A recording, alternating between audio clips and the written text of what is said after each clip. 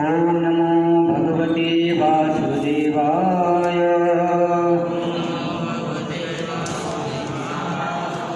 ओम नमो भगवते वासुदेवाय।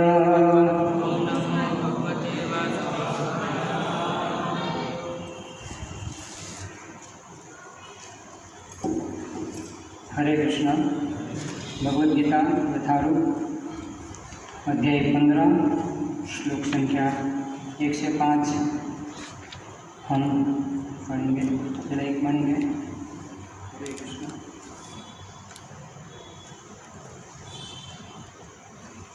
अध्याय 15 है पुरुषोत्तम योग। श्री भगवान उवाच ऊर्ध्वमूलम् अधः शाखम् अश्वत्थं प्राहुः अव्ययम् छन्दांसि यस्य प्रणानि तं वेद स वेदवित्। श्री भगवान उवाच ऊर्ध्वमूलम् अधःशाखम् अश्वत्थं प्राहुव्ययम् छन्दांसि यस्य पर्णानि यस्तं वेद स वेदवित्। श्री भगवान उवाच ऊर्ध्वमूलम् अधःशाखम्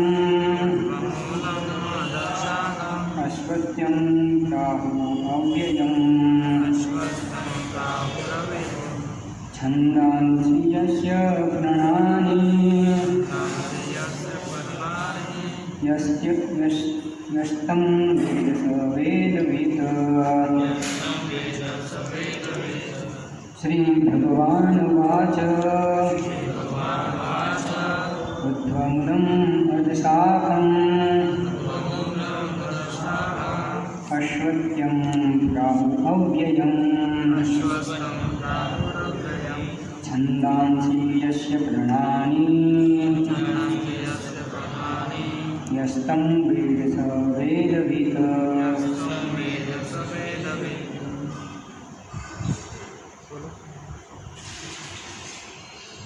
ऊर्ध्वमूलम् अधःशाखम्। श्री भगवान उवाच ऊर्ध्वमूलम् अधःशाखम् अश्वत्थं प्राहुरव्ययम् छन्दांसि यस्य पर्णानि यस्तं वेद स वेदवित्।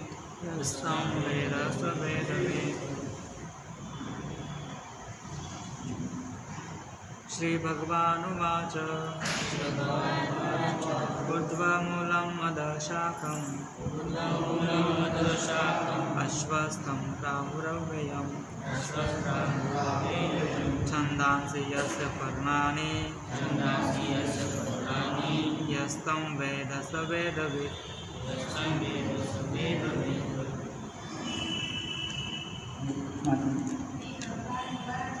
श्री भगवान उवाच ऊर्ध्वमूलम् अधःशाखम् अश्वत्थं प्राहुरव्ययम् छन्दांसि यस्य पर्णानि यस्तं वेद स वेदवित्। श्री भगवान उवाच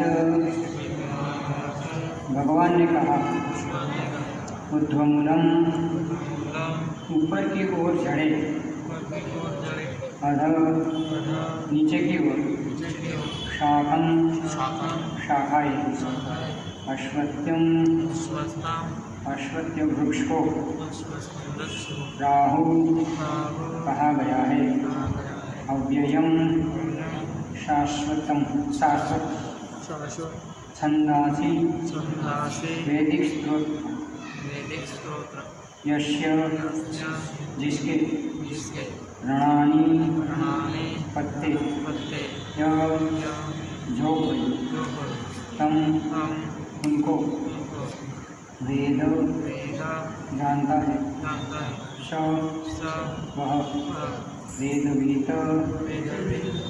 वेदों का ज्ञाता का ज्ञाता अनुवाद और तात्पर्य श्री शेषमती श्री भक्ति वेदांत स्वामी श्री प्रकाश द्वारा। भगवान ने कहा जाता है कि एक शाश्वत अश्वत्थ वृक्ष है जिसकी जड़ें तो ऊपर की ओर और शाखाएं नीचे की ओर तथा पत्तियां वैदिक स्तोत्र है। जो इस वृक्ष को जानता है वो वेदों का ज्ञाता है। भक्ति योग की महत्ता की विवेचना के बाद यह पूछा जा सकता है कि वेदों का क्या प्रयोजन है। इस अध्याय में बताया गया है कि वैदिक अध्ययन का प्रयोजन कृष्ण को समझना है। अतः जो कृष्ण भावना भावित है, जो भक्ति में रत है और वेदों को वेद से जानता है। इस भौतिक जगत के बंधन की तुलना अश्वत्थ के वृक्ष से की गई है। जो व्यक्ति सकाम कर्मों में लगा है उसके लिए इस वृक्ष का कोई अंत नहीं है। वह एक शाखा से दूसरी में और दूसरी से तीसरी में घूमता रहता है। इस जगत रूपी वृक्ष का कोई अंत नहीं है और जो इस वृक्ष में आसक्त है उसकी मुक्ति की कोई संभावना नहीं है। वैदिक स्रोत जो आत्मोन्नति के लिए है वही इस वृक्ष के पत्ते हैं। इस वृक्ष की जड़ें ऊपर की ओर बढ़ती है क्योंकि वे इस ब्रह्मांड के सर्वोच्च लोक से प्रारंभ होती है जहाँ पर ब्रह्मा स्थित है। यदि कोई इस मोहरूपी अविनाशी वृक्ष को समझ लेता है तो वह इससे बाहर निकल सकता है। बाहर निकलने की इस विधि को जानना आवश्यक है। पिछले अध्यायों में बताया जा चुका है कि भवबंधन से निकलने की कई विधियां हैं। हम 13वें अध्याय तक यह देख चुके हैं कि भगवत भक्ति ही सर्वोत्कृष्ट विधि है। भक्ति का मूल सिद्धांत है भौतिक कार्यों से विरक्ति तथा भगवान की दिव्य सेवा में अनुरक्ति।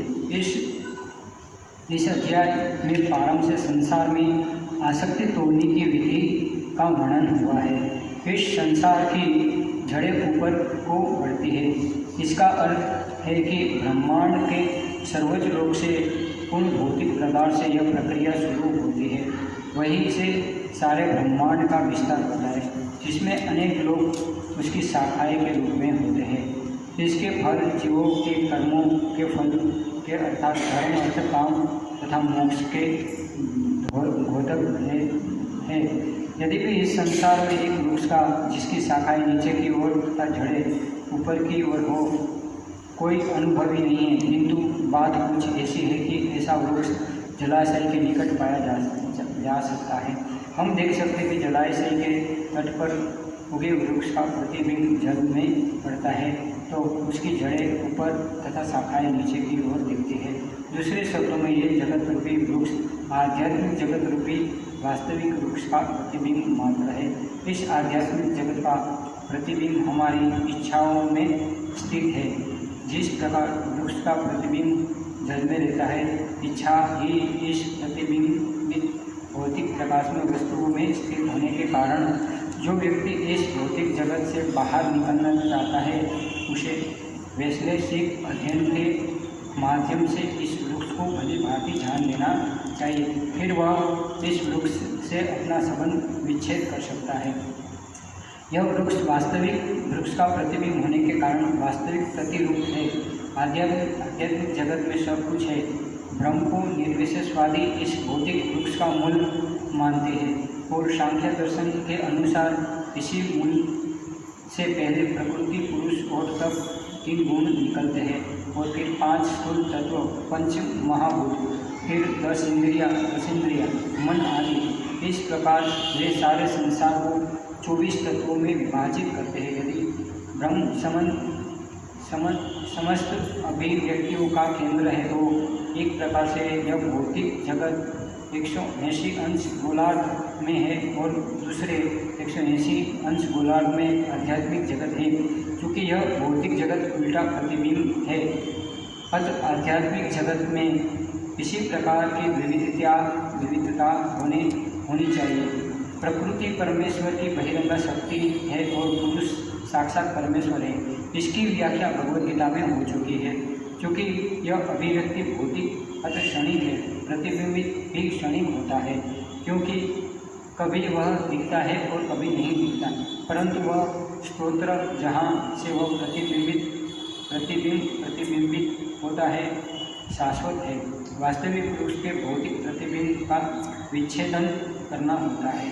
जब कोई कहता है कि अमुक व्यक्ति वेद जानता है, तो इससे समझा जाता है कि वह इस जगत की आसक्ति से विच्छेद करना जानता है। यदि वह इस विधि को जानता है तो समझिए कि वह वास्तव में वेदों को जानता है। जो व्यक्ति वेदों के कर्मकांड द्वारा आकृष्ट होता है, वह इस वृक्ष की सुंदर हरी पत्तियों से आकृष्ट होता है। वह वेदों के वास्तविक उद्देश्य को नहीं जानता। वेदों का उद्देश्य भगवान ने स्वयं प्रकट किया है और वह है इस प्रतिबिंबित वृक्ष को काटकर आध्यात्मिक जगत के वास्तविक वृक्ष को प्राप्त करना। ओम ज्ञानतिमिरन्धस्य ज्ञानाञ्जनशलाकया चक्षुरुन्मिलितं येन तस्मै श्रीगुरुवे श्रीचैतन्यमनोभीष्टं स्थापितं येन भूतले स्वयं रूपकदामय ददाति सुखं। जय श्री कृष्ण चैतन्य प्रभु नित्यानंद श्री अद्वैत गदाधर शिवासादि गौर भक्तवृंद। हरे कृष्ण कृष्ण कृष्ण हरे हरे, हरे राम राम राम हरे। तो ये अध्याय है 15वां पुरुषोत्तम योग। तो ये अध्याय में पूरा सारे वेदों का सार बता रहे हैं भगवान पूरा। ये अध्याय में भी श्लोक आता है ना, वेदे से सर्वे अहम एवं वेदिया। वेदों में जानने के लायक है। वेदों में तो वैसे बहुत सारे विभाग हैं ना, कर्मकांड, ज्ञान कांड, अलग अलग। वेद भी कितने हैं? 4 वेद हैं ना। तो 4 वेदों में, एक वेदों में कितने बहुत सारे मंत्र होते हैं ना। तो कलयुग में क्या संभव है वेद पढ़ना?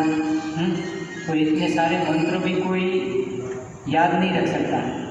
याद रख सकता है कोई? चलो याद भी रख ले, लेकिन फिर भी अगर कृष्ण से वो आसक्त नहीं है तो क्या करना है? भगवान कहते हैं कि वेदों में जानने लायक मैं हूँ। तो वेद 4 वेद है, तो उसमें बहुत सारे मंत्र मैंने बोला है। तो वो क्या, तो ये जो अध्याय है पुरुषोत्तम योग, वैसे बहुत लोगों को ये 20 श्लोक है सिर्फ 15वें अध्याय में। तो कई लोग ये इसका पूरा पाठ करते हैं बराबर 15वें अध्याय का। कई लोग रोज भी करते हैं, कई लोग ऐसे भी याद रहता है। लेकिन जो भगवान से हमारा क्या संबंध है, संबंध अभी गई वो प्रयोजन, वो कितना भी ये 20 लोग कभी भी कंठस्थ कर ले, रोज बोलते भी होंगे, लेकिन उसको ये संबंध अभी गई प्रयोजन का पता नहीं चलता। अगर जो पता चलता तो वो पूरी गीता पढ़ते ना। भगवान ने पूरी गीता क्यों बोली है? तो ये पहले 5 श्लोकों में कहा,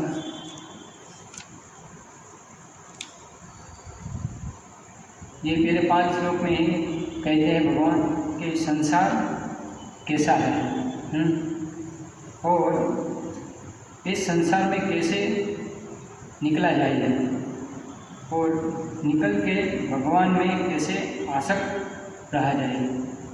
ताकि अभी तो हमारी क्या है, आसक्ति लगी है कि भौतिक जगत से अटैचमेंट है ना हमारी। तो ये हमारी ये जन्म नहीं, कौन बहुत जन्मों से आसक्ति भी है और इच्छाएं भी है। तो इच्छा नई भी बनती रहती है ना। इच्छाओं का कोई गणित भी नहीं है हमारे पास, और हम कब आध्यात्मिक जगत से पतन हुए वो भी हमको याद नहीं है। तो हम कितने जन्म हो गई है।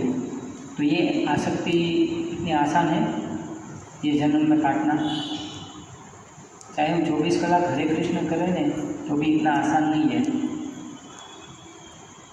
कारण कि इसके साथ क्या करना पड़ेगा हमें? भगवान की प्रेममयी सेवा करनी पड़ेगी ना।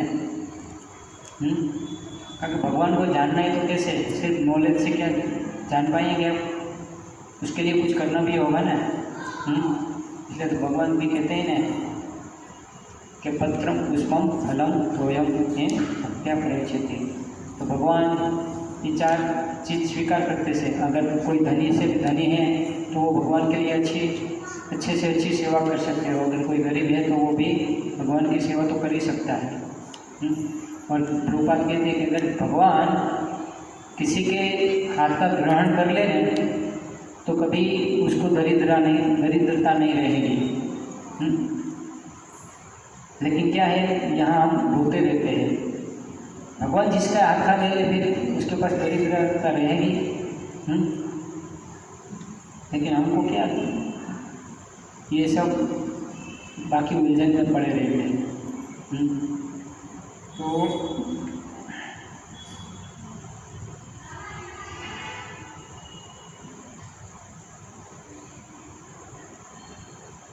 और बाकी श्लोकों में ये संसार से कैसे निकले उसका तरीका क्या है, और भगवान के धाम कैसा है। तो भगवान का धाम हमको पता है, ब्रह्मा जी ने भी ब्रह्म संहिता में पूरा वर्णन कर दिया है। ब्रह्मा जी का भगवान का धाम कैसा है। तो हम देखते हैं कि संबंध, अबंध, अभिदय और प्रयोजन। तो हम कहाँ से आए हैं, एक तो हमको कितने जन्मों से हम घूम रहे हैं, और कहाँ जाना है वो भी पता नहीं है। मनुष्य जीवन का लक्ष्य क्या है हमको पता है, सिर्फ क्या है, आहार, निद्रा, भय और मैथुन, खाना पीना और सोना और सेक्स टाइम।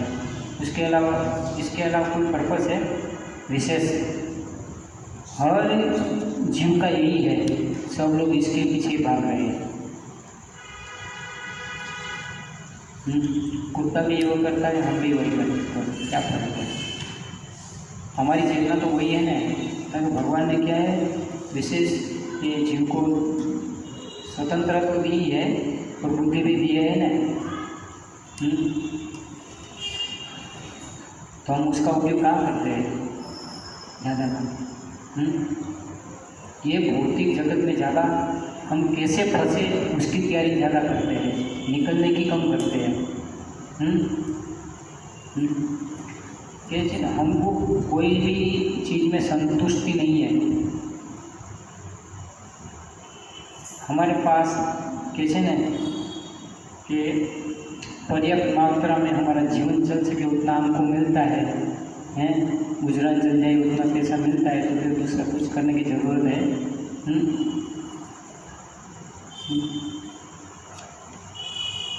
कितना भी कमा लोगे, लेकिन वो सब क्या है, एक दिन तो आपको उसको क्या करना पड़ेगा, साथ में लेके जाएंगे। अभी तो कोई गया है, उदाहरण है शास्त्र में कहीं नहीं है ना।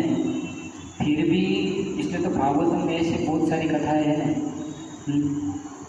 कुछ लेके नहीं हम जाते हैं, लेकिन फिर भी हम इतना घोर संघर्ष कर रहे हैं।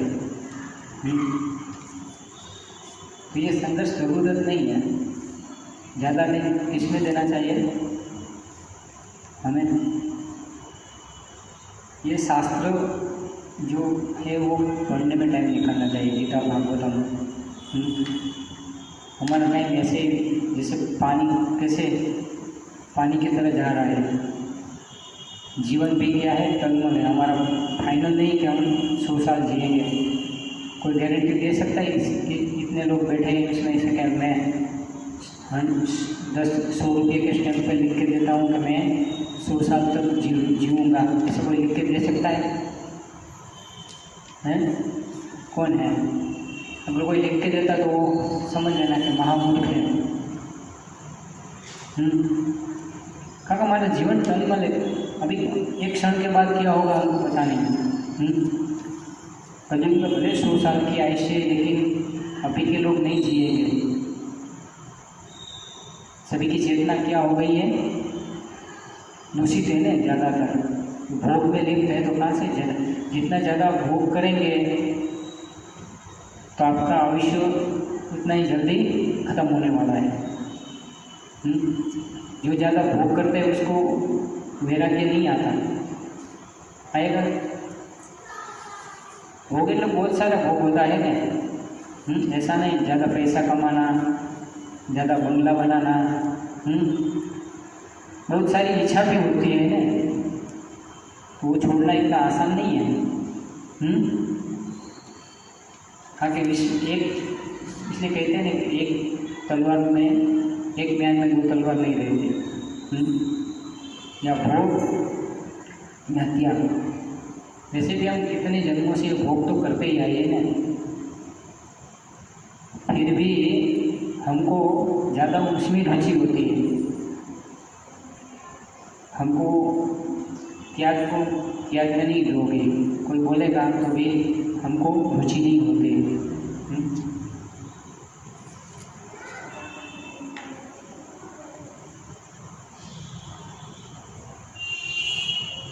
और वो कहाँ से आए हैं, कहाँ जाना है, और वो जगह कैसी होगी और कैसे जाना है उसका भी मार्ग हमारे आचार्य ने और सबने बताया, गीता में भी कैसे जाना है भगवत धाम, वो भी मार्ग दिखाया है। ये सब लिटरेचर में तो है ना,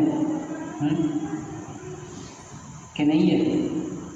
तो ऐसा नहीं कि ये गीता से पढ़ ली हमारा हर समस्या का समाधान सॉल्यूशन मिल गया, लेकिन सबसे बड़ा सॉल्यूशन क्या है? जन्म मृत्यु जरा व्याधि दुख दोषाणु दर्शनम, उससे निकलना। जन्म और मृत्यु की जो श्रृंखला है उसमें से निकल के कहाँ जाना? भगवत धाम जाना, यहाँ वापस नहीं आना। वो हमारा क्या होना चाहिए? गोल होना चाहिए ना, लेकिन हमारा गोल अलग ही होता है। ज़्यादातर क्या होता है? फंसने का है। तो माया तो जो हो, आपकी इच्छा होगी तो माया तो आपको बार बार फंसाएगी। वैसे उसका काम ही वही है ना, देवी ऐसे गुण मम माया दुर्गत्य।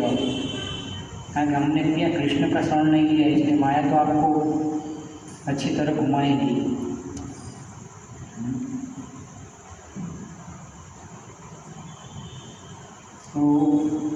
तो संबंध है हमारा भगवान से, क्या संबंध है वो पहले तो स्थापित करना चाहिए ना। तो हमारा संबंध क्या है भगवान के साथ? भगवान भी कहते हैं ना, ममे वांसो जीव लोके जीवभूत सनातन मनष्ठानी इंद्रियाणी प्रकृति स्थानी कर्षति, कि सभी जीव है वो कौन है? मेरे अंश है। लेकिन ये मन और उसके द्वारा, बाकी इंद्रिय के द्वारा, छह इंद्रिय में मन उसके द्वारा क्या कर रही है? भौतिक जगत में संघर्ष कर रहे हैं ना। भगवान ने तो क्या कहा? हमारा संबंध है कि भौतिक जगत में जैसे माता पिता का संबंध, तो हमारा तो शाश्वत माता पिता कौन है? ये तो आपको गिनती भी नहीं होगी, इतने आपके माता पिता हो गए होंगे। गिन पाओगे? सबको याद रख पाओगे? लेकिन कृष्ण भी आपको कभी भी नहीं भूले हैं। हम जब आध्यात्मिक जगत से आए हैं, मित्रों पर से तब से भगवान राह देख रहे हैं कि ये जीव कब मेरी ओर मुड़े। इसलिए कहते हैं भगवान कि आप एक कदम रखो, मैं 10 कदम, लेकिन हम एक कदम नहीं उठाते, आगे नहीं पीछे जाने का सोचते हैं। तो ये हमारा नित्य संबंध है ना, ये तो क्या झूठ मूठ का संबंध है ना यहाँ। तो वो भी, इसमें भी अगर पिता पुत्र की इच्छा नहीं करेगा, पुत्र पिता की इच्छा नहीं पूरी करेंगे तो क्या होगा? क्या होगा? कलयुग में मित्र हो जाएगा या फाइट हो जाएगी, दो में से एक ही होता है। कलयुग का वो लक्षण भी है। हम भगवान से वैसे विद्रोह ही करते हैं, यहाँ भी विद्रोह ही कर रहे हैं हर जीवों के साथ, घर में भी बाहर में। ये फिर भी भगवान उनको क्या है? हर जीवों को प्रेम करते हैं, इसलिए तो वो क्या है? बार बार आते हैं खास भक्तों की रक्षा करने और असुरों का विनाश करने। तो उसे संबंध वापस कैसे स्थापित करें? कि हम करोड़ों जन्म से घूम रहे हैं, मैंने बोला ना, वापस स्थापित तो करना पड़ेगा ना, ये तो बोला झूठ मूठ का संबंध है। तो कैसे करेंगे, उसके बारे में जानना भी पड़ेगा ना। और संबंध स्थापित होता है तो क्या होता है, या किसी से संबंध स्थापित हो गया तो क्या होगा आगे, कोई बता पाएगा? हैं? अगर वो क्या होता है, संबंध स्थापित होता है तो क्या होता है, प्रेम प्राप्त होता है। भगवान तो सबसे हितैषी है और प्रेमा है, प्रेम। हमारे घर वाले भी हमको एक समय प्रेम करेंगे, लेकिन ऐसा समय आएगा तो हमको भी प्रेम में क्या आ जाएगी, दरार। इसे आईने में आ जाती है ना कभी कभी दरार, दरार आ जाएगी हमारे जीवन में। सही है कि नहीं? फिर भगवान नहीं। तो हम देखते हैं कि यहाँ है ना कि इस भौतिक जगत के बंधन की तुलना अश्वत्थ के वृक्ष से की गई है। तो जो बरकत या बरकत का पेड़ होता है ना, तो हमने जो लोग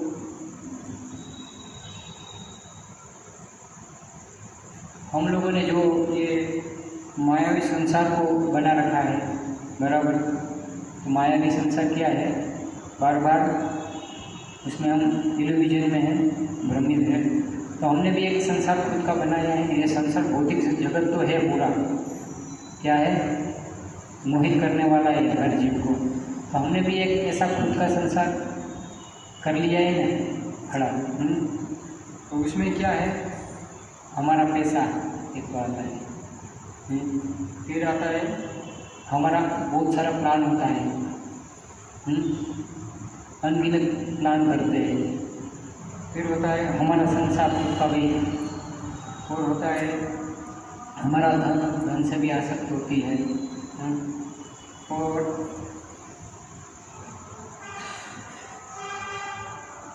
तो बहुत सारे ऐसे होते हैं। तो उससे क्या होगा, ये भी एक जगत है ना, उससे क्या हम आसक्त हो जाते हैं ना, तो उससे निकल पाएंगे क्या? कहते हैं ना, आसक्ति होती है ना प्रगाढ़, तो भी भगवान में मन नहीं लगेगा आपको। भौतिक चीज़ ना, तो भगवान से आसक्त हो जाओगे तो बहुत अच्छा है, लेकिन इतना बहुत सारे ऐसे हो गए ना, आचार्य है और बाकी भी यहाँ कौन हो गए, तो भगवान से आसक्त थे।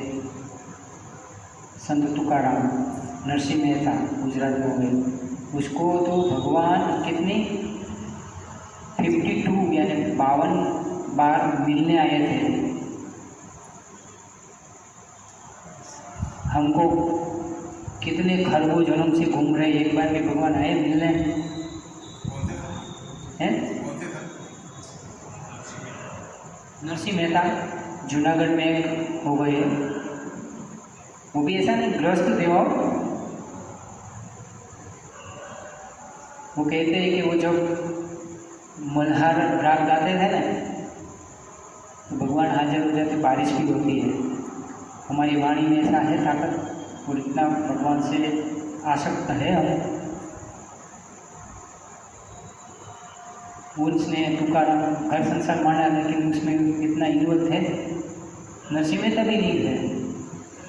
उसकी पत्नी गुजर गई, कोई टेंशन नहीं। उसका लड़का गुजर गया, कोई बिंदास, भगवान के भजन में मग्न। पर हम तो, हमारा क्या हालत होगा, हैं? गुजरना ही है। सिर्फ कोई बोल दे कि इसको अटैक आएगा तो भी हम चिंता में रहते हैं। तो गुजर गया, चला गया, फिर भी चिंता नहीं। ऐसी भक्ति क्या है, दृढ़। भगवान क्यों आएंगे ऐसे भक्तों को? पांडव देखते हैं, महाभारत में भी उदाहरण है ना। हर समय जब पांडवों ने भी कुछ ऐसा भगवान से कुछ क्या मांगा था, कुछ जो भी परिस्थिति में थे, लेकिन भगवान उसको हर समय हाजिर हो जाते हैं जब भी मुश्किल में होते हैं। तो इसलिए हमने ये क्या, हमारा खुद का संसार, उसमें हम फंसे हैं। घर, बैंक बैलेंस, ये रिलेटिव कोई काम आने वाले नहीं है। आपके पास 10 करोड़ है, 10 करोड़ में से एक निकल जाए, सब जीरो हो जाए, फिर रिलेटिव को बुलाना, आएंगे आपके पास?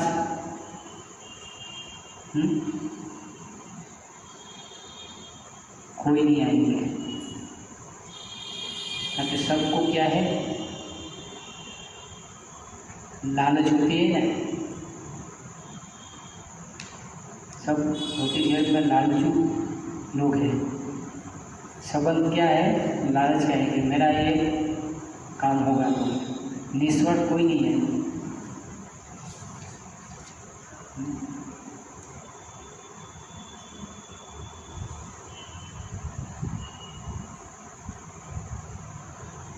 तो जो हम,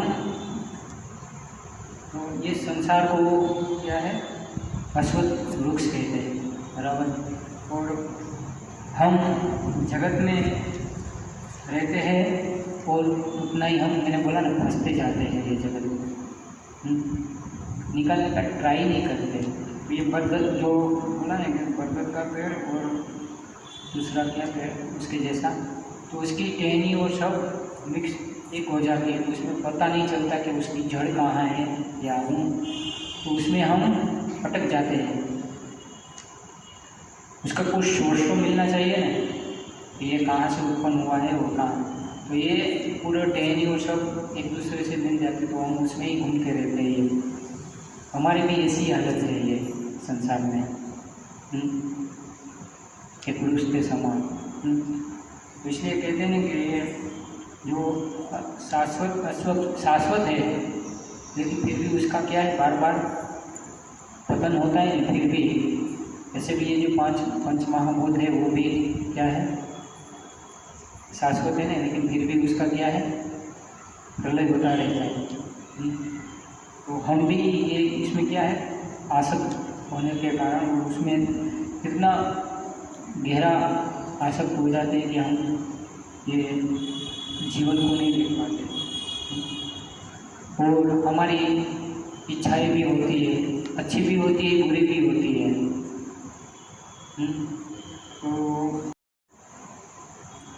तो कई जन्मों की इच्छा हमने बुन रखी है, यानी इकट्ठा कर रखी है ना, कई जन्मों की इच्छा हमने। ये जन्म की तो बहुत सारी इच्छा होगी, और इसके आगे के बहुत सारे जीवन की हमारी बहुत सारी इच्छा होगी ना, वो भी हमने क्या कर रखी है, इच्छा करके रखी है। अभी भी हमको पता नहीं चलेगा, वो तो जब हमारे चेतु दर्पण मार्जनम होगा तब तो पता चलेगा, एक के बाद एक निकलती है इच्छा। तो और अब क्या हुआ है कि अब इच्छाओं ने पकड़े रखा है हमको। पहले हमने इच्छा की थी, अब इच्छा ने हमको पकड़ के रखा है। इसलिए ये हम भौतिक जगत में छूट नहीं रहे, क्योंकि हमने इतना लिस्ट इतना बना दिया, तो वो कभी कोटा पूरा ही नहीं होने वाला है। ये जन्म में चलो आपकी ये जन्म में 5 इच्छाएं, लेकिन इसमें एक पूरी हुई तो 4 तो बाकी रहेंगे। तो पूरा करने के लिए आपको आना पड़ेगा ना, या आपको चांस देंगे। ये जन्म तो चलो गया, फिर कुत्ते का जन्म आया तो क्या करोगे, वापस मनुष्य पद नहीं है। तो इसलिए ये इच्छा पकड़ के रखती है हमको, और हम उसमें ये क्या है, फंस जाते हैं। बार बार ये जन्म मृत्यु का क्या है, आवागमन है।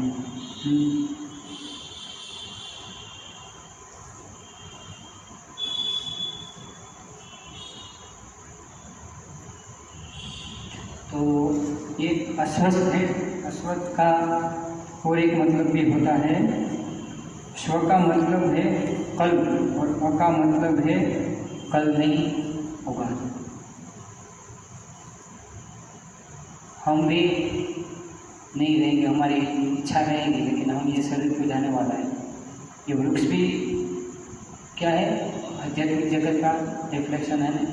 लेकिन जब ये उसका बुद्धिया जब प्रलय होगा तो वो नाश हो गए, लेकिन फिर भी वो रहेगा तो सही नहीं है, ये शाश्वत है।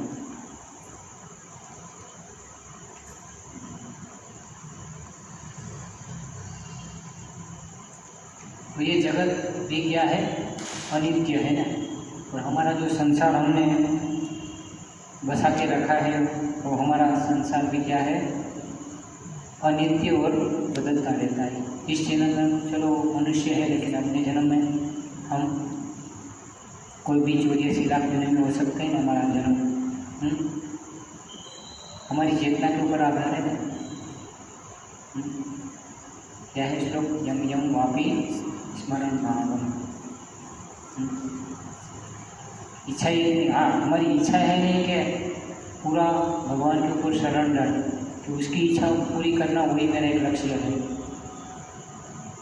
अगर हम पूरी तरह 100% सर्वधर्मान परित्यज्य मामेकम शरणम अहम त्वाम सर्व पापेभ्यो मोक्षयिष्यामि मा शुचि, पूरी तरह भगवान के शरणागत हो जाएंगे तो हमारी कितनी भी इच्छा होगी गलत, वो भी शरणागति हमारी नहीं आती है। कितनी बार हम क्या कहते हैं, माँ के गर्भ में होते तो भी हम भगवान को वचन देते हैं कि मेरे को बाहर निकालो, मैं इस जन्म में भक्ति करूँगा। लेकिन बाहर निकलने के बाद क्या है, भूल जाते हैं तू कौन और मैं कौन। भगवान को कह देते टाटा बाई बाई, अभी ये तो मैं बॉस हो गया हूँ। बॉस तो एक ही है, कृष्ण सुप्रीम पर्सनालिटी को बोले, बाकी उसके क्या है, सब दास है। तो हम भी यहाँ निकल के बॉस बनने का ट्राई करते हैं ना, तो ये नहीं निकल पाएंगे हमें से। तो ये संसार भी बदलता रहता है, हम भी, हमको बदलना होगा भगवत धाम जाना है तो। हमारी आदतें, हमारी इच्छाएं वो क्या करनी होगी, कम नहीं बोलता हूँ कि भगवान की इच्छा करो प्राप्त करने की।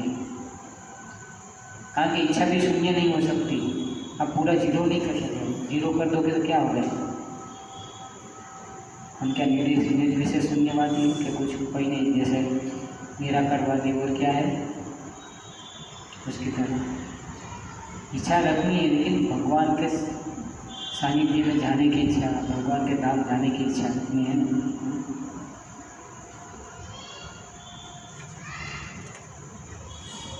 और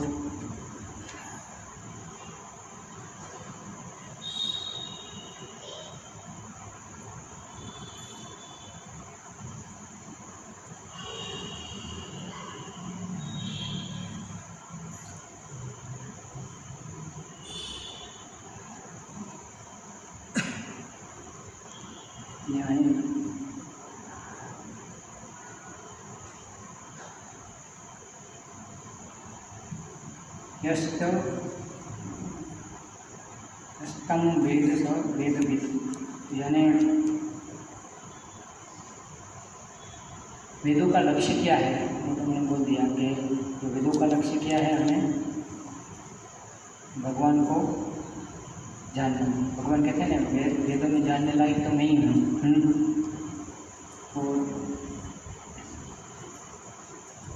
और एक क्या है कि एक तो हमें समझना कि हम संसार में फंसे पड़े हुए हैं। मैंने बोला ना कि हम यहाँ भौतिक जगत में आके बुरी तरह फंस गए हैं। फंसे इतना, जैसे दलदल में कोई गिरता है तो वो निकलने का प्रयास करेगा तो क्या होगा, निकल पाएगा? उल्टा और दलदल में गिरता रहता है। हमारी भी यही हालत है। वो हालत क्यों है? हमारी अनभिनित इच्छाएं है और हमको और भी क्या है, ईश्वरहम भोगी सिद्धहम बलवान सुखी बनना है। तो इसलिए हम ज़्यादा उसमें फंसते ही जाते हैं, निकलने का कोई चांस ही नहीं रहता ना।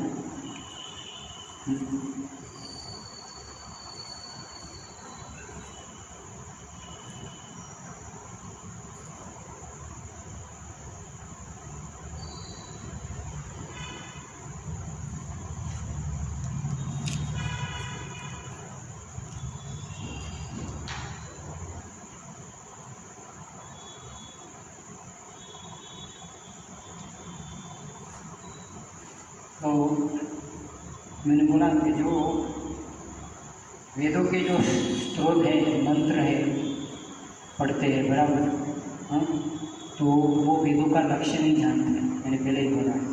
तो बहुत सारे साउथ इंडिया में भी है जो पूरा उसका वेदों का मंत्र कंठस्थ होता है, पढ़ते रहते, रोज गायन भी करते हैं, लेकिन उसका मतलब पूछो तो नहीं पता होगा।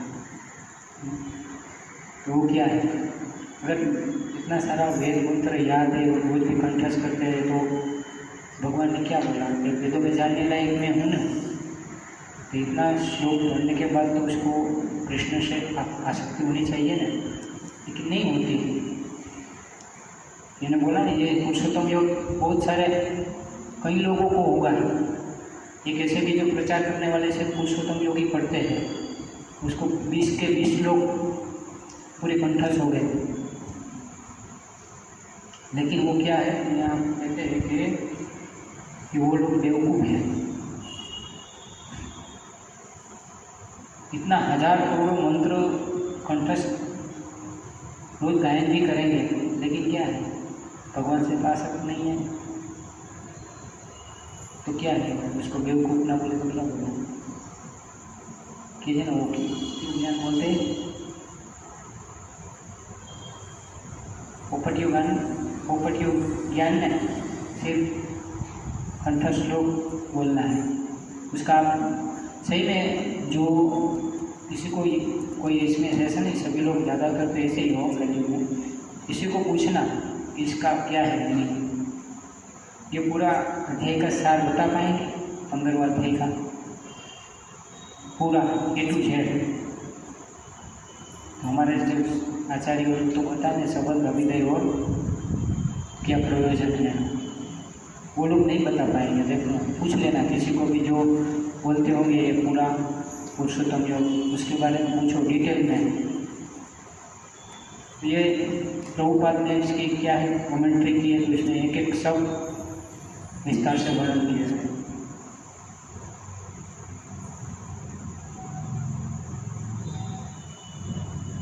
तो इन लोगों का एक उदाहरण से क्या है कि आपने कुआं खोद लिया है, तो उसका पानी नहीं पिया, तो आपने कुआं खोदा है, कुएं में पानी भी है, उसका हम पानी नहीं पिएंगे तो उसको क्या कहेंगे? हैं? बेवकूफ़ ही कहेंगे ना। तो इन लोगों की ऐसी हालत है, इतने सारे मंत्र बोलते हैं, लेकिन वो पानी नहीं पिया तो क्या? ताकि इसलिए कहते हैं ना, वेद से सर्व अमय वेद्य, वेद्य में जानने लायक में हो। इसमें बहुत सारा विभाग भी है, लेकिन फिर भी कृष्ण को न जान पाए तो क्या? तो ऐसा इसको भले लाख मंत्र भी याद हो, करोड़ मंत्र भी याद हो, लेकिन क्या फायदा? कृष्ण से आसक्त नहीं हुए ना।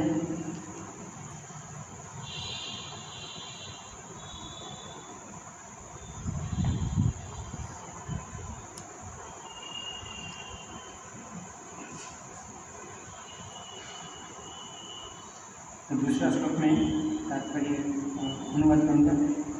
इस वृक्ष की शाखाएं ऊपर तथा नीचे फैली हुई है और प्रकृति के 3 गुणों द्वारा पोषित होती है। इसकी टहनियाँ इंद्रिय विषय है। फिर इस वृक्ष की जड़ें नीचे की ओर भी जाती है, जो मानव समाज के सकाम कर्मों से बंधी हुई है। तो ये जो ज़्यादातर क्या है, सकाम कर्मों में बंधे रहते हैं, बंधी हुई है। और मनुष्य ने ये क्या है, मन से बनाए, हमने बोला नहीं, मैंने संसार में फंस हुए हमारे। हम मन की ज़्यादा सुनते हैं, शास्त्र की सुनेंगे। अगर शास्त्र की सुनेंगे तो आपको मार्गदर्शन अच्छा मिलेगा। मन की सुनेंगे तो क्या होगा, मन क्या है, आपका मित्र है, ज़्यादा तो क्या है, शत्रु है। शत्रु आपको कैसे मार्गदर्शन दे सकता है?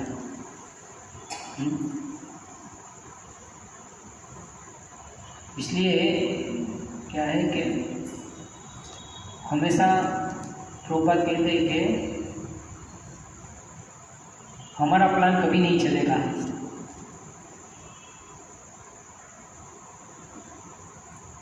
प्लान किसका चलेगा? सिर्फ कृष्ण का ही प्लान। आप कितना भी प्लान कर लो, आप सक्सेस नहीं हो सकेंगे। भौतिक जगत में जितने भी लोग हैं, कितना भी प्लान कर ले, वो सक्सेस नहीं होगा। ताकि उसके जितना भी प्लान किया हो वो मृत्यु के रूप में सब क्या नहीं, भगवान क्या कर लेंगे, सब कुछ हर लेंगे। इसलिए प्रभुपाद कहते हैं भक्त लोग कभी कुछ प्लान करते ही नहीं, पूरा भगवान के ऊपर होते हैं ना। मारो भी राखो भी जो इच्छा तुम्हारा। वो कभी प्लान नहीं करते। भक्त बन गए तो फिर क्या प्लान करने की जरूरत? भगवान जैसे रखेंगे ऐसे रहेंगे हम। आपको अल्टीमेट तो भगवान की सेवा ही करनी है ना आजीवन भर, फिर क्या प्लान करोगे आप? भगवान आपकी सेवा से संतुष्ट है फिर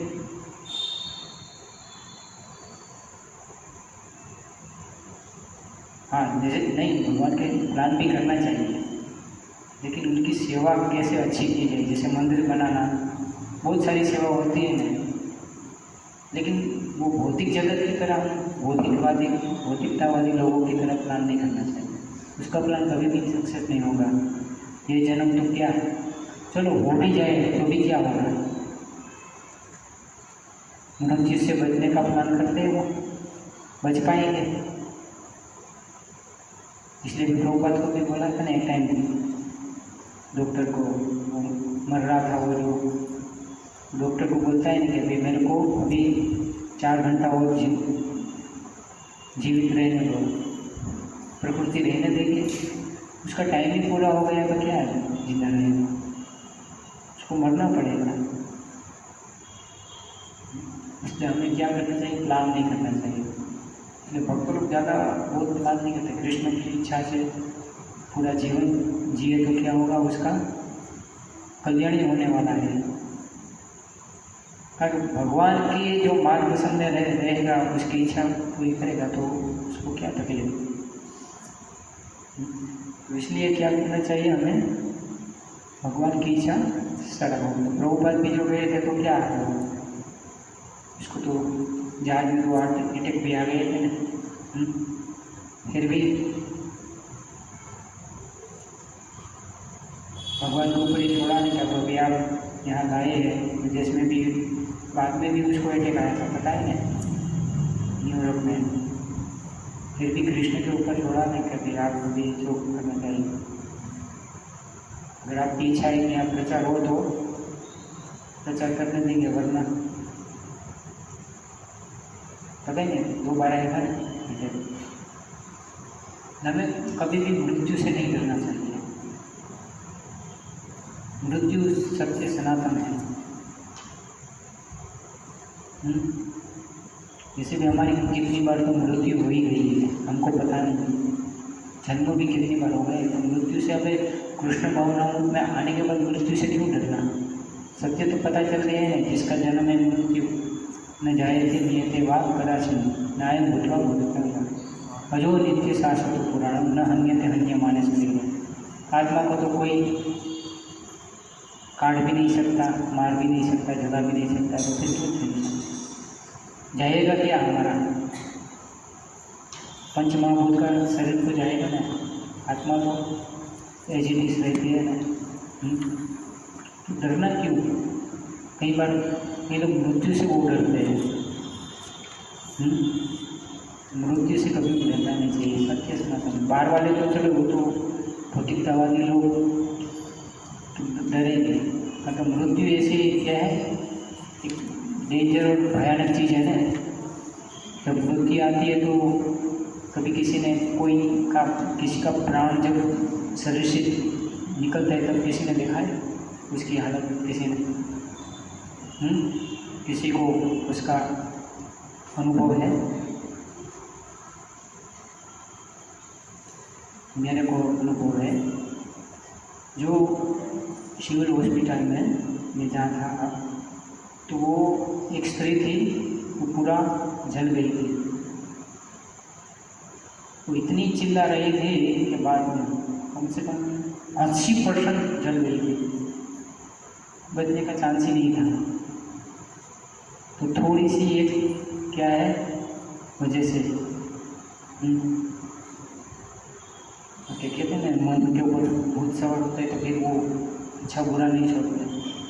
फिर उसकी ऐसी हालत थी ना, तो हम ऐसे तो वहाँ प्रचार करने गए थे गीता का। हम भी जाते हैं हॉस्पिटल में, अलग अलग सरकारी कचहरी में प्रचार करने गए थे। तो वहाँ देखा तो उसकी हालत बहुत ख़राब थी। तो बोले भगवान का नाम सुना हो। तो फिर 3 दिन हम कीर्तन करने गए थे, फिर तीसरे दिन उसने शरीर छोड़ दिया। लेकिन उसकी हालत इतनी ख़राब थी नहीं क्या, कोई भी हम देखो किचन में कभी सेवा करते करते कभी हमको कुछ टच हो जाता है, कढ़ाई या हमारी क्या निकलता है, कृष्ण का नाम नहीं निकलता है ना, क्या निकलता है? हैं? वही माँ निकलता है ना, सही अनुभव होगा। उसकी तो देखो कैसी हालत थी, इतना चिल्ला रही थी। तभी देखा था कि भाई बहुत डेंजर। इसलिए कहते हैं कि जब ये शरीर से जब प्राण निकलते हैं तब 40,000 की छुकाट में इतनी वेदना होती है। लेकिन भक्त का जो कृष्ण भावना में लीन रहेगा और कृष्ण का चिंतन हर समय 24 क्षण सेवा में रहेगा तो उसको ये कोई डरने की नहीं। उसका प्राण भी कैसे निकल जाएगा पता ही नहीं, सेवा करते करते ऐसी मौत आनी चाहिए ना। रूपाल की देखो ना, देखा ना वीडियो, अंत समय तक क्या कर रहे थे हैं? भागवतम का अनुवाद तो कर रहे थे ना। कितनी उसकी अवस्था पूरी, शरीर पूरा वीक हो गया था, फिर भी शरीर वीक हो जाए लेकिन आत्मा क्या है, स्ट्रॉन्ग हो। आपका दृढ़ संकल्प हो तो कुछ भी हो जाए। तो वो इतना डेडिकेशन लाना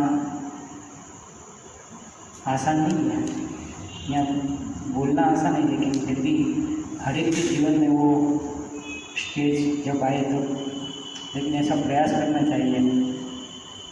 सफल ना हो कृष्ण की इच्छा।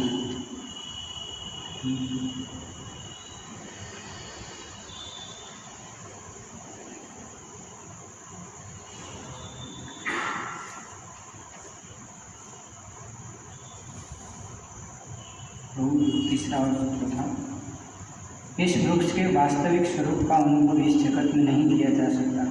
कोई भी नहीं समझ सकता कि इसका आदि कहाँ है, अंत कहाँ है, या इसका आधार कहाँ है।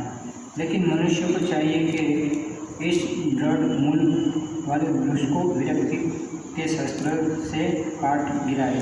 तत्पश्चात उसे ऐसे स्थान की खोज करनी चाहिए जहाँ जाकर लौटना ना पड़े, और जहाँ उस भगवान की शरण ग्रहण कर ली जाए जिसमें अनादिकाल से प्रत्येक वस्तु का सूत्रपात तथा विस्तार होता आया है।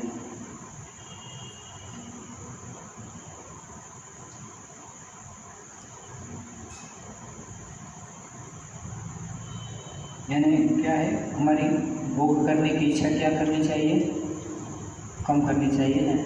यहाँ है ना कि ये शाश्वत रूप से, लेकिन फिर भी वो तो प्रलय होता है, फिर भी उसका नाश होता है। तो हमें क्या करना है, ये हमारी जो ये वृक्ष है ना, वो भी उससे जड़ के समान ही है, इसमें घूम रहे हैं। तो हमें भी ये भोग करने की इच्छाओं को क्या करना चाहिए, ख़त्म करना चाहिए, ताकि हमें कृष्ण की क्या है, शरण लेनी चाहिए। और मैंने पहले भी बोला है कि वैराग्य है वो अपने आप नहीं आता, आता है वैराग्य, भोग है वो अपने आप आ जाता है। वैराग्य को क्या लाना पड़ता है। हम छोटे जो बच्चे थे तब भी क्या है, हमको हर वस्तु मिल जाती है ना, खिलौना ये वो, तो भोग की बहुत सारी वस्तु आपके पास आ जाएगी, लेकिन वैराग्य लाना बहुत मुश्किल है। किसी को कल से बोले कि भाई आपको वैराग्य पालन करना है, कौन कर पाएगा। मुश्किल है, सही में।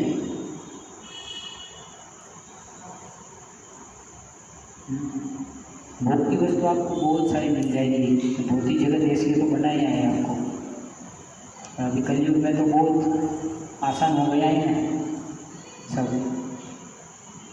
कुछ भी खाओ, अगर कुछ खाना है, इंद्रिया जीवा टेस्ट मांग रही है तो क्या है, पिज़्ज़ा खाना है तो क्या करो, एक कॉल करो तो आ जाएगा ना। लेकिन उसको नहीं खाने का इच्छा तो इसलिए कहते हैं पिज़्ज़ा पास्ता घर का रास्ता।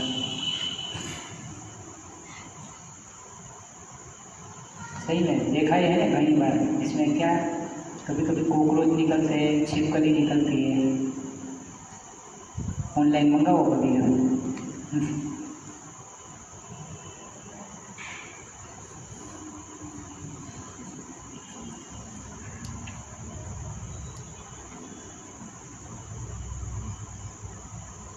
चौथा, जो झूठी प्रतिष्ठा मोह तथा कुसंगति से मुक्त है, जो शाश्वत तत्व को समझते हैं, जिन्होंने भौतिक काम को नष्ट कर दिया है, जो सुख तथा दुख के द्वंद्व से मुक्त है, और जो मोहरहित होकर परम पुरुष के शरणागत होना जानते हैं, वे उस शाश्वत राज्य को प्राप्त होंगे।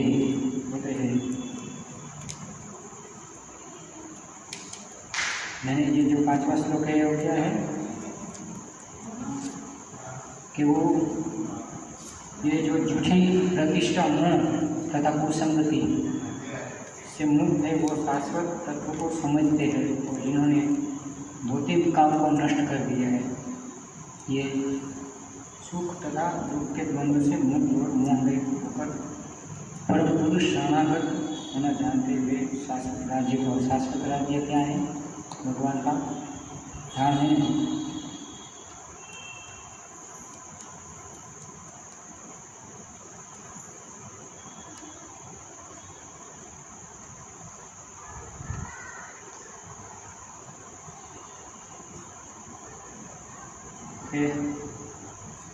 हमें क्या प्रयास करना चाहिए, ये सब चीज़ों को काटना और शाश्वत, जैसे तो भी ये 5 ही श्लोक हुए,